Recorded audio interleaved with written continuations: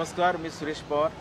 गेल्या 3 वर्षापासून संपूर्ण महाराष्ट्रामध्ये नव्हे तर अखिल भारतीय शेकोटी लोककला साहित्य संमेलनाचं आयोजन करण्यात येतं आणि जवळपास संपूर्ण महाराष्ट्रातून या साहित्य संमेलनासाठी 20 ते 25 हजार लोक 2 दिवसामध्ये येतात। यामध्ये महाराष्ट्राच्या ज्या लोककला आहेत या लोककला जिवंत राहिल्या पाहिजेत हा आमचा उदात्त हेतू आहे आणि त्यानिमित्ताने अनेक प्रकारचे साहित्यिक आहेत, ग्रामीण भागामध्ये साहित्यिक आहेत, लोककलावंत आहेत, त्यांना कुठेतरी व्यासपीठ मिळालं पाहिजे आणि म्हणून गिरणा गौरव प्रतिष्ठान गेल्या 3 वर्षापासून या शेकोटी लोककला साहित्य संमेलनाचं आयोजन करत असतं। गेल्या पहिल्या वर्षी आम्ही या साहित्य संमेलनामध्ये महाराष्ट्राचे सुप्रसिद्ध असे कलावंत लोककलावंत गणेश चंदन शिवे यांना आपण आमंत्रित केलं होतं आणि गेल्या वर्षी महाराष्ट्राची सुप्रसिद्ध लावणी सम्राज्ञी सुरेखा पुणेकर आणि तमाशा सम्राज्ञी मंगला बनसोडे यांना पण या कार्यक्रमाला बोलवलं होतं आपण आणि यावर्षी महाराष्ट्राचे तमाशा सम्राट रघुवीर खेडकर आणि महाराष्ट्राची सुपरस्टार माधुरी पवार यांना पण या कार्यक्रमाला बोलवलं होतं। वसंतराव जगताप जे संपूर्ण महाराष्ट्रामध्ये गेल्या कित्येक वर्षापासून लावणी महोत्सव आणि तमाशा महोत्सव भरवतात त्यांना आपण आमंत्रित केलं होतं आणि महाराष्ट्राची एक सुप्रसिद्ध अशी ढोलकी सम्राज्ञी शिवकन्या बढे यांनाही आपण आमंत्रित केलं होतं। या कार्यक्रमाचे खरं स्वागत अध्यक्ष मराठा विद्याप्रसारक समाज संस्थेचे सरचिटणीस ॲडव्होकेट नितीन भाऊ ठाकरे हे या कार्यक्रमाचे स्वागत अध्यक्ष होते आणि संमेलनाध्यक्ष प्राध्यापिका सुमती पवार या वर्षीच्या संमेलनाध्यक्ष होत्या। यामध्ये सुरुवातीला आम्ही हुतात्मा स्मारक जिल्हाधिकारी कार्यालयाच्या हुतात्मा स्मारकापासून बैलगाडी मांडव टाकून आणि ग्रंथदिंडीचं आम्ही आयोजन केलं होतं। ग्रंथदिंडी इथं आल्यानंतर या ठिकाणी आमच्या गिरणा गौरव प्रतिष्ठानला 26 वर्ष झाली आणि म्हणून 26 वर्षाच्या निमित्ताने आम्ही या ठिकाणी 26 जोडपे सामुदायिक या ठिकाणी आम्ही सत्यनारायण पूजा वगैरे केले, अभिषेक केला, गणपतीचा अभिषेक केला आणि काल रघुवीर खेडकर यांना आम्ही डॉक्टर शंकर बोराडे कला गौरव पुरस्कार त्यांना आम्ही काल प्रदान केला आणि लावणी सम्राज्ञी माधुरी पवार यांनी काल खूप छान प्रकारचे लावणी महोत्सवामध्ये सहभाग घेतला आणि सुरुवातीला त्यांच्या लावणीने खऱ्या अर्थाने लावणीला एक प्रारंभ झाला आणि जवळपास 20 ते 25 महिलांनी या लावणी महोत्सवामध्ये म्हणजे स्पर्धांमध्ये सहभाग घेतला होता। त्याला सोन्याची नथ, पैठणी अशा प्रकारचं ते बक्षिसाचं स्वरूप होतं आणि अतिशय दिमागदारपणे या शेकोटी लोककला साहित्य संमेलनाची काल सुरुवात झाली। संध्याकाळी हरिभाऊ बडे नगरकर आणि शिवकन्या बडे नगरकर यांचा रात्री लोकनाट्य तमाशा मंडळ रात्री आम्ही आयोजित केला होता। त्यानंतर ग्रामीण भागातील आदिवासी भागातील जे डोंगऱ्यादेव म्हणतो या डोंगऱ्यादेवांचं या ठिकाणी आम्ही प्रात्यक्षिक केलं आणि त्यानंतर रात्री शेकोटी कवी संमेलन त्या संमेलनाचे अध्यक्ष प्राचार्य लक्ष्मण महाडिक या संमेलनाचे अध्यक्ष होते आणि जवळपास 160 कवी या संमेलनामध्ये सहभागी होते आणि अशा प्रकारचं खूप छानपैकी रात्री हे सगळं चाललं होतं आणि आता इकडच्या तुम्ही पाहत असाल की या इकडच्या व्यासपीठावर आपण बालकवी संमेलन घेत आहे। जवळपास 168 मुलांनी या स्पर्धामध्ये सहभाग घेतला आहे आणि गझल संमेलनामध्ये 82 लोकांनी सहभाग घेतला आहे। रात्री जे शेकोटी कवी संमेलन झालं त्यामध्ये आंध्र प्रदेश, कर्नाटक, गोवा, बेळगाव, झारखंड, मध्य प्रदेश, रत्नागिरी, रायगड, यवतमाळ, नांदेड या भागातून कवी रात्री या ठिकाणी उपस्थित होते आणि आता जे कवी संमेलन होणार आहे ऐराणी कवी संमेलन त्यामध्ये 82 पार्टिसिपेंट म्हणजे ज्या ठिकाणी ऐराणी आहे, ऐराणी भाषा बोलली जाते त्या ठिकाणचे सगळे ऐराणी कवी या कवी संमेलनामध्ये सहभाग होणार आहेत। धरणं पडी कविताचं नाव છે હાથમાં રૂમનો ધરના પડી રોજ પડી રહેण्यासाठी આમના આયુષ્ય ચાલે ગુડ્યા રોજ પડી રહેण्यासाठी આમના આયુષ્ય ચાલે ગુડ્યા કટાઈ આતે ગનભર આઈકે આઈकी तुमने पुड्या रोज आटे आमना आयुष्य चाले पडी રહેण्यात गुड्या कटाई आते आईके आईकी तुमना खोट्या पुड्या असं करसू तसं करसू कान गाबन होई जात असं करसू तसं करसू कान गाबन होई जात आणि चोर आमना डोळ्या देखत थैल्या बांधी पैजात असं करसू तसं करसू ऐकी ऐकी आमना कान गाबन होई जात आणि चोर आमना डोळ्या देखत थैल्या बांधी पैजात वावर तसं नोकऱ्या तशा भाकर मात्र सुकाई गई वावर तसं नोकऱ्या तशा भाकर मात्र सुकाई गई आणि जेवढी होती आमनी इज्जत ती बी आदिला शेरी काही गई जी भी होती आमनी इज्जत ती बी आदिला शेरी काही गई कुवारा पोरे आमना भट्टा लगीन करतात तर शिरायना कुवारा पोरे आमना बठ्ठा लगीन करतात तरशी राहणार आणि तुमना भासने ऐकी मातर आबायले लाता मारी राहणार. कुवारा पोरे आमना बठ्ठा लगीन करतात तरशी राहणार पण तुमना भासने ऐकी मातर आबायले लाता मारी राहणार. नवीन आशामा आम्ही असली जुनं सोडी दिलं. नवीन आशामा आम्ही असली जुनं सोडी दिलं आणि तुम्हाला नांदे लागी सण खराले घरबाहेर काढी दिलं. जुनाच बरा होतात असा चौकमा पुतळा बोली राहणार. जुनाच बरा होतात असा चौकमा पुतळा बोली राहणार आणि हाऊ बरा का तो बरा बटा मिसन तोली राहणार. बोमा मारी मारीचं नाते गया आमना सुकाई घ्या. बोमा मारी मारीचं नाते गया आमना सुकाई घ्या आणि डोळ्या देखत आमना भारत आमना देखत इकाई घ्या. बोमा मारी मारी आमना गया मात्र सुकाई घ्या आणि आमना डोळ्या देखत आमना भारत मात्र इकाई घ्या. इडी शेका येडीशे घरेघर नेमन जाई राहिली. इडी शेका येडीशे घरेघर नेमन जाई राहिली आणि आपला परका वय किसन नेमन मात्र चाई राहिली. इडी शेका येडीशे घरेघर नेमन जाई राहिली आणि आपला परका वय किसन नेमन जागावर चाई राहिली. टीव्ही वाला म्हणे आता आम्ही मी काय घेऊ. आटला पत्रकार नाही बरं. टीव्ही वाला म्हणे आता आम्ही मी काय घेऊ आणि चोकनभर तुकडा गुंता कुत्र्यानगत बांधाय घेऊ. चोकनभर तुकडा न करता कुत्र्यानगत बांधाय घेऊ. सहीन कराना कसे आमले सहीन करणं पडी.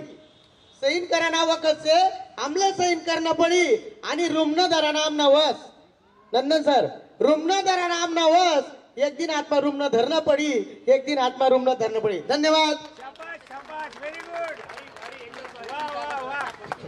ज्ञानेश्वर वांबरे. त्यानंतर आपण दुपारी गझल संमेलन घेणार आहोत. त्या गझल संमेलनासाठी 72 लोकांनी नोंदणी केली पूर्ण महाराष्ट्रातून आणि अतिशय सुंदर असं जवळपास 3 ते 3.5 तास रंगणार हे गझल संमेलन असेल. त्यानंतर आपण परिसंवाद आयोजित केला आहे. पुरुषांचा परिसंवाद आहे. त्या परिसंवादामध्ये साहित्यातून माणूस समृद्ध होतो का तर अशा प्रकारच्या साहित्याचा तो परिसंवाद आहे. महिलांचा एक परिसंवाद आहे. त्यामध्ये आपण महिलांसाठी की स्त्री साहित्यातून प्रेरणा निर्माण होते की उपवास तयार होतो तर अशा प्रकारचा तो विषय देऊन तो या ठिकाणी आपण हे करणार आहोत. त्यानंतर आपण या ठिकाणी निमंत्रित कवींचं कवी संमेलन आपण आयोजित केलं आहे. आता खिशात नाही दमडी पहिला खेळायचा नोटात. आता खिशात नाही दमडी पहिला लोळायचा नोटात. झालं जन्माचं वाटोळ एका दारूच्या घोटात. झालं जन्माचं वाटोळ एका दारूच्या घोटात. रोज कामाला मारतय दांडी करी बायकोशी भांडा भांडी. गेली गहाण सगळी भांडी वर खायला मागतय अंडी. नाही दिलं तिनं जर का नाही दिलं तिनं जर का लात हंतय पेकटात. झालं जन्माचं वाटोळ एका दारूच्या घोटात. झालं जन्माचं वाटोळ एका दारूच्या घोटात. काय म्हणू या वंशाच्या दिव्या आल्या गेल्या न देतय शिव्या. घरी भानगडी आणतय नव्या घरी भानगडी आणतय नव्या. आय तर मैतर संगतीला आय तर मैतर संगतीला खाया पियाला फुकटात. झालं जन्माचं वाटोळ एका दारूच्या घोटात. झालं जन्माचं वाटोळ एका दारूच्या घोटात.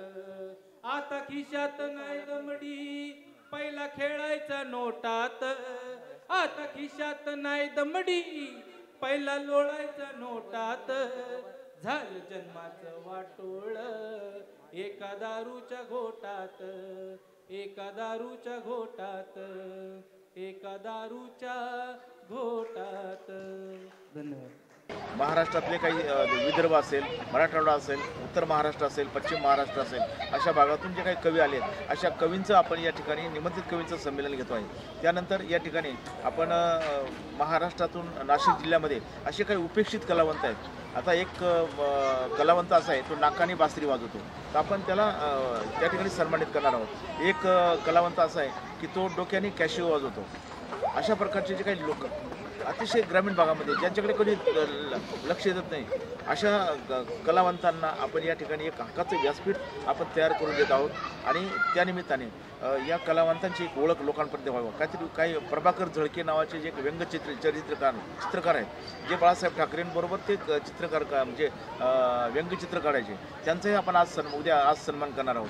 त्यानंतर नाशिक जिल्ह्यातले ज्या काही 2024-25मध्ये म्हणजे 23-24मध्ये जे काही पुस्तकं प्रकाशित झाले त्या पुस्तकांना म्हणजे कवी असतील तर त्या कविता संग्रहांना आपण स्मिता पाटील शब्दपेरा पुरस्कार देणार आहोत. त्यानंतर ज्यांचं साहित्य प्रकाशित झालं, आत्मचरित्र असेल, व्यक्तिचरित्र असेल किंवा ललित असेल, कथासंग्रह असेल, अशा कथासंग्रहांना किंवा अशा पुस्तकांना आपण या ठिकाणी निळूभाऊ फुले साहित्य पुरस्कार आपण या ठिकाणी प्रदान करणार आहोत. त्यानंतर या ठिकाणी जवळपास आपण 1 तास या ठिकाणी जे महाराष्ट्रातून वेगवेगळ्या प्रकारचे जे कलापथक आलेले आहेत त्यांचा आपण नृत्यानंद त्याला नावच दिलं आपण आणि त्या नृत्यावर त्या वाद्यांवर आपण या ठिकाणी नृत्यानंद घेणार आहोत, जेणेकरून ही महाराष्ट्राची लोकपरंपरा सगळ्या खेड्यापाड्यामध्ये सगळ्या कानाकोपऱ्यामध्ये लोकांपर्यंत पोहोचेल असा आमचा विश्वास आहे. आणि त्यामुळे संध्याकाळी आम्ही 5 ते 6 या दरम्यान या ठिकाणी नृत्यानंदाचा कार्यक्रम होणार आहे. त्यामध्ये नंदीबैल असेल, त्यामध्ये डोंगऱ्यादेव असतील, त्यामध्ये वासुदेव असेल, त्यामध्ये महाराष्ट्राची लोकधारा मंगळागौरी असेल, पोवाडा असेल, म्हणजे ज्या लोककला आहेत त्याचं सादरीकरण होणार आहे. त्यानंतर संध्याकाळी 6 वाजता म्हणजे 6 ते 8 वाजेपर्यंत या कार्यक्रमाचा म्हणजे संमेलनाचा समारोप असेल. आणि आशिया खंडामध्ये सलग 48 तास चालणारं हे म्हणजे भारतातलं नव्हे तर जगातलं पहिलं शेकोटी लोककला साहित्य संमेलन आहे. आणि म्हणून आम्हाला कालच वर्ल्ड रेकॉर्ड आणि रेकॉर्ड ऑफ इंडिया आणि रेकॉर्ड ऑफ लंडन या संस्थांनी आमच्या शेकोटी लोककला साहित्य संमेलनाची दखल घेतली आणि त्यांनी आम्हाला सन्मानित केलं. आणि काल त्याचेच सर्टिफिकेट किंवा त्यांचं ट्रॉफी म्हणा असेल किंवा त्यांचं हे असेल सगळी माहिती ही आम्हाला काल पोचली. आणि काल रघुवीर खेडकर, माननीय ॲडव्होकेट नितीन भाऊ ठाकरे, माननीय सुनीताई पवार, माधुरी पवार आणि शिवकन्या बडे, वसंतराव जगताप आदी मान्यवरांच्या उपस्थितीमध्ये काल तो सन्मान या ठिकाणी सगळ्या साहित्यिकांना देण्यात आला. आज जवळपास गेल्या 3 वर्षापासून सुरू असलेला हा आमचा साहित्याचा जागर आणि लोककलेचा जागर अतिशय चांगल्या प्रकारे होतो आहे. आणि त्यामुळे काल महाराष्ट्र नव्हे तर महाराष्ट्राच्या बाहेरून या संमेलनासाठी काल बरीच मंडळी येऊन गेली, रात्री ही मंडळी बरीच येऊन गेली आणि आजही येत आहेत. आणि म्हणून अशा प्रकारचं हे रंगत जाणारं साहित्य संमेलन हे केवळ महाराष्ट्रापुरतं नाही तर संपूर्ण भारतामध्ये या लोककलेचा जागर झाला पाहिजे. साहित्यिकांना ग्रामीण भागामध्ये अनेक प्रकारचे कवी आहेत, अनेक प्रकारचे लिहिणारी लोक आहेत, परंतु त्यांना असं शहरामध्ये मोठमोठ्या ठिकाणी फक्त VIP लोकांनाच त्या ठिकाणी व्यासपीठ तयार केलं जातं किंवा त्यांना मिळतं. परंतु जे उपेक्षित कलावंत आहेत किंवा साहित्यिक असेल, कवी असेल, त्याला पण कधीतरी कविता म्हणावीशी वाटते. आणि म्हणून अशा लोकांसाठी हे हक्काचं व्यासपीठ आणि शेकोटी लोककला साहित्य म्हणजे निखळ जगण्याचा आनंद, याचं नाव शेकोटी लोककला साहित्य संमेलन. आणि म्हणून अशा प्रकारच्या ह्या लोककला महाराष्ट्रभर पोचाव्यात हा उदात्त हेतू घेऊन गिरणा गौरव प्रतिष्ठान गेल्या 26 वर्षापासून साहित्य असेल, सामाजिक काम असेल हे करत असतं. आणि म्हणून गिरणा गौरव प्रतिष्ठानकडे पाहण्याचा आता हा एक वेगळा आयाम प्राप्त झाला आहे आणि संपूर्ण महाराष्ट्राचं एक वैभव प्राप्त झालेलं एक ज्ञानपीठ म्हणजे सांस्कृतिक आणि साहित्य विद्यापीठ म्हणून गिरणा गौरव प्रतिष्ठानकडे पाहण्यात यावा आणि तसा ठराव काल उद्घाटन दरम्यान करण्यात आला. धन्यवाद.